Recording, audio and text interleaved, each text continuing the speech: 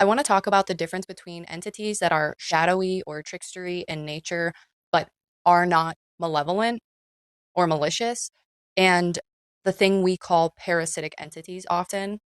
And I'm really passionate about this because of the way that the fear has plagued me, starting off being raised Christian and being fear-mongered about demons, and then entering into the spiritual community like 14-ish years ago and that fear being perpetuated by a lot of the spiritual community talking about parasitic attachments and spiritual attachments, and come to where I am today, where I understand that there is actually nothing to be afraid of because separate outside entities are not going to be parasitic the way that the spirits or entities that we call parasitic are, and we actually have way more control over parasitic entities than we think.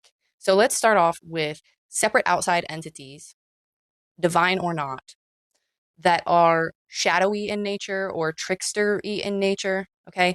It started off for me a few years ago learning that the word demon comes from originally meaning divine spirit, and then learning that Christianity literally demonize the old gods. And so a lot of these divine entities that we call demons are actually just the old gods. And then as I dove into having experiences with these entities, I began to realize why they further get demonized. And from my perspective, this is what I have found. They, entities who are working with the shadow and healing and integrating the shadow, are often going to mirror our repressed issues, our repressed shame, our repressed fear, our repressed things that our own higher self wants us to take accountability for. And they're going to mirror that to us so that we can make it conscious, deal with it, heal, and grow from it. However, being the person in that experience coming from a culture of shame, a culture that says taking accountability means punishment, to begin with, it can feel like an attack. But it's actually, this is what I've learned in the last few years. It is not the entity attacking, it is our own inner critic, our own unconscious mind, and the voices of people who taught us that these things make us bad or evil that is attacking.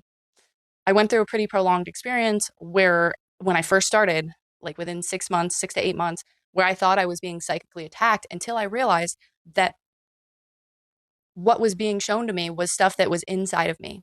It didn't come from outside of me. It was the stuff that I had been repressing and ashamed of and afraid of. And I only realized this because as I did this work, I started to become more and more familiar with my subconscious. Also, learning, I went through hypnotherapy school, and that taught me a lot about the subconscious mind.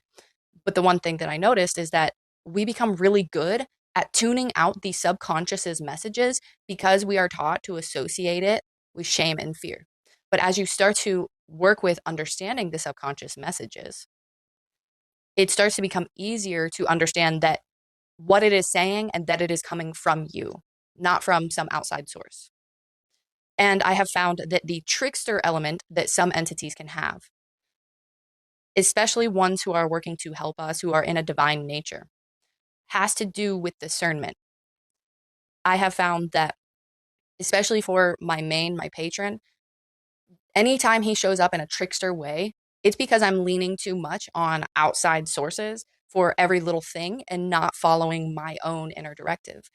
It is meant to teach me how to follow my inner directive above all else. And I believe that the reason for this is because a lot of the world's problems and a lot of our problems stem from the fact that we put way too much power into external sources. This is why we have cults. This is why we have wars. This is why we have groupthink, mob mentality, etc. So I believe that the divine element of trickster energy is to get us to work on discernment. Now, this is not to say there are not external entities that don't have your best interest in mind, but it is to say that at this point, I am not likely to believe that they are going to attach, that they are going to harass, that they are parasitic in nature. I don't believe that because it doesn't make sense. Why would they want to? Now, here's what I think that parasitic energy actually is, because I don't think it's some sort of mystical, ethereal being. I don't think it's a divine being. I don't think it's a demon. I don't think it's any of these like ether beings that come from outside of us. At this point, what I firmly believe and what feels true, and if you so want to tap into it, you might find the same for yourself, is that the parasitic energy that some spiritual entities can have is nothing more than an energetic buildup of human energy. So, and especially doing this work, I've realized people recognize, intuitively, we recognize when you do a lot of shadow work and you do a lot of healing work, people say, oh, you're attracting parasitic entities.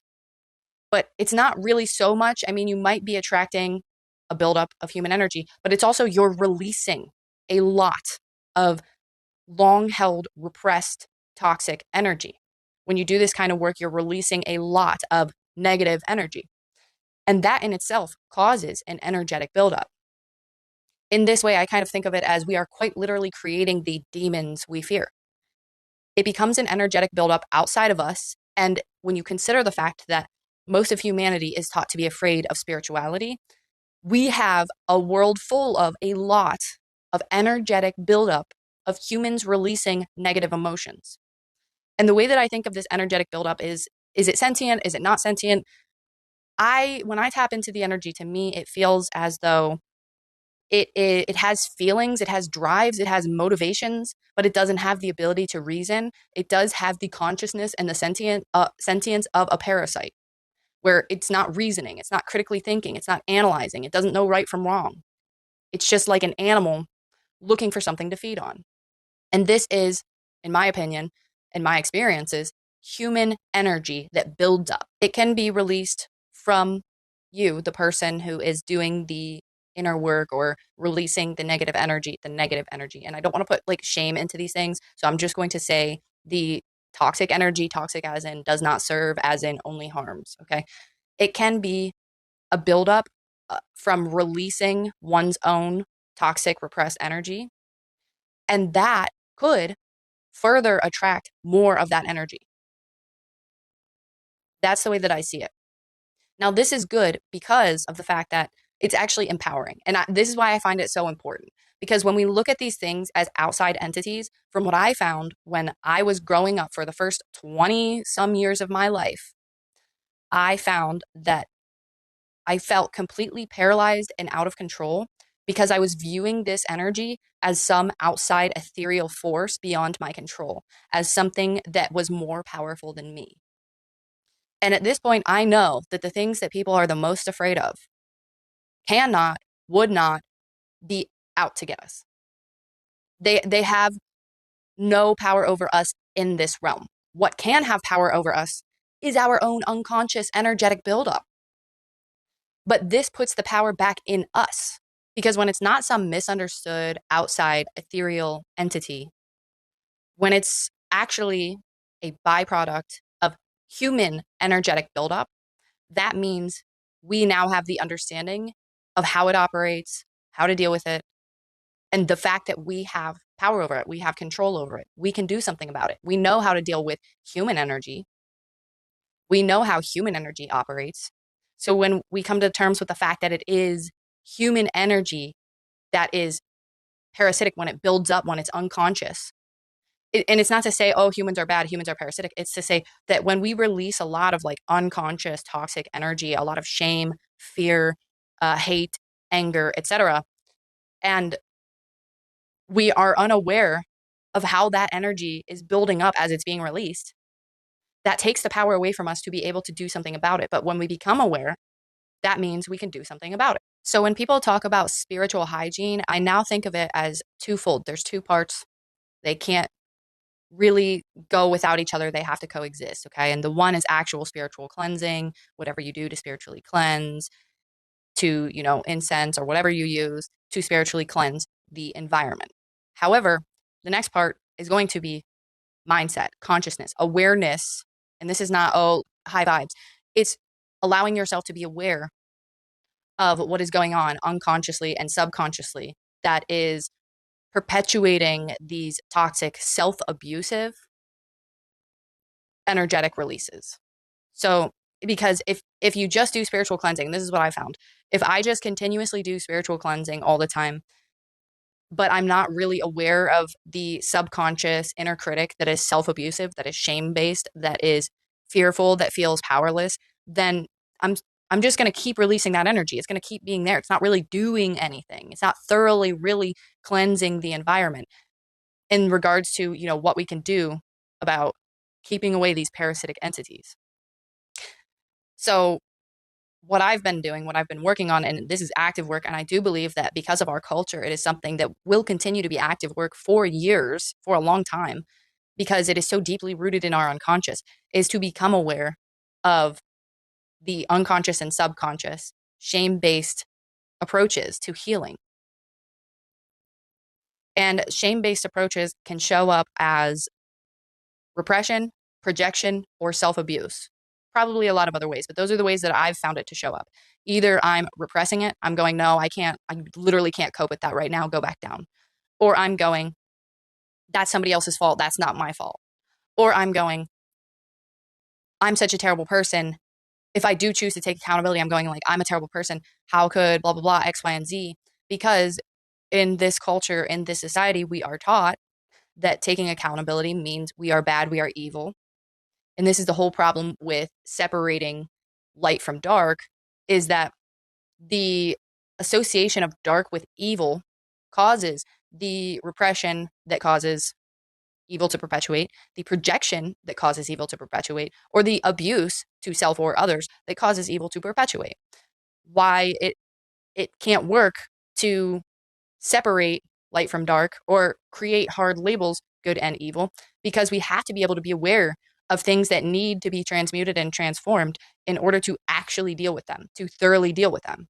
And if we don't deal with them, if we repress, project, or abuse ourselves or others, and when I say that, I mean like in an emotional way, but also I'm being dramatic by saying that, beating yourself up is self abusive.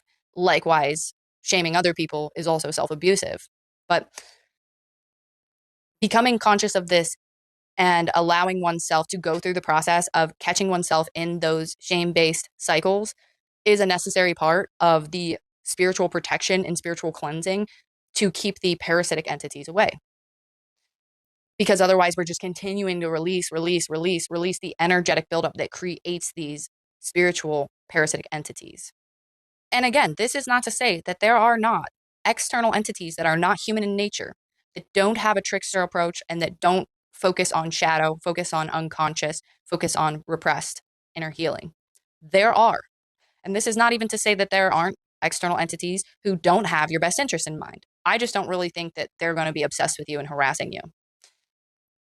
This is to say that the thing that people are so worried about, coming from somebody who was paralyzed by fear for a long time, due to fear mongering from the Christian church and then fear mongering from the spiritual community.